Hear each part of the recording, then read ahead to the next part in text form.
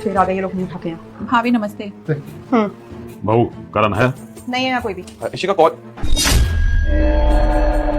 अरे भाऊजी छोटी तुम आप बाहर क्यों खड़े? अंदर आइए ना।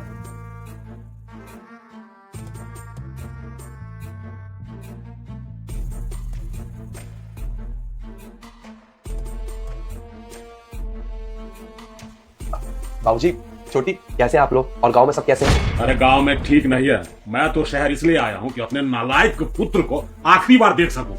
बाबूजी क्या हो गया? आप ऐसे गुस्सा क्यों कर रहे हैं? क्या हो गया पूछ रहा? अरे तेरी माँ इस दुनिया में नहीं रही। क्या भाऊजी ये क्या कह रहे हैं आप?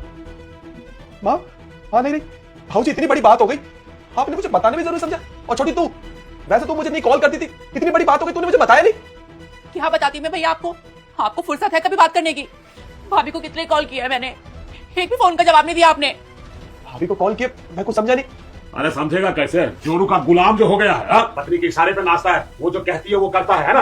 अरे मैंने 1000 बार कॉल किया बहू को, मुझे बेटे से बात करा दे, उसकी माँ आखिरी सांस ले रही है, उसे घर आना है। लेकिन बहू तो पता नहीं बोलती थी कि तू बहुत काम करने लगा है आजकल। तो ऐसा कौन सा काम करने लगा है बेटा कि तेरे लिए माँ बाप की कोई अहमियत ही नहीं है? भाऊजी आप गलत समझ रहे हैं। देखिए आप जैसा समझ रहे वैसा कुछ भी नहीं है, मुझे इस बारे में कुछ नहीं पता था। बाबूजी कुछ गलत नहीं समझ रहे हैं भैया, बल्कि बाबूजी ठीक कह रहे हैं। मैंने भाभी को कितनी बार कॉल किया, पर आपके पास टाइम है हमारे लिए? आप तो अपने परिवार को जैसे भूल ही गए हो। आप बात ही कहाँ करना चाहते हो हमसे? नहीं बेटा, एक माँ बाप जब बच्चे को पाल पोस के बड़ा करता है ना, उसे इतनी तो उम्मीद होती ही है कि बुढ़ापे में वो उसका सहारा बन जाएगा। लेकिन मुझे नहीं पता था कि मेरा बेटा शादी के बाद अपने माँ बाप को भी भूल जाएगा और पत्नी जो कहेगी वही करेगा। अरे कितनी बार कॉल किया, बहू ने तुझे बताया नहीं क्या?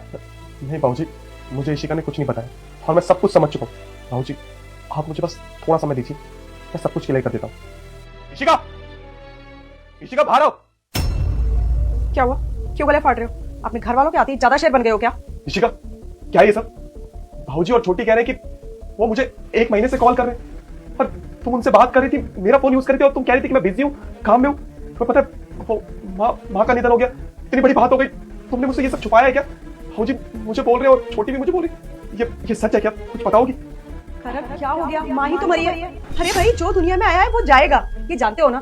आज तुम्हारी माँ मरी है, कल को तुम्हारे बाबूजी मरेंगे, और एक ना एक दिन तो सबको ही जाना है। इतना बड़ा इशू क्यों क्रिएट कर रहे हो? और वैसे भी तुम गांव चले जाते तो तुम्हारे जाने से तुम्हारी माँ जिंदा हो जाती क्या? नहीं ना, नहीं बताया मैंने तुमको इन लोगों के बात। मैं श्राप देती हूँ तेरी माँ मर जाएगी अगर तूने इस वीडियो को लाइक कर सब्सक्राइब नहीं किया।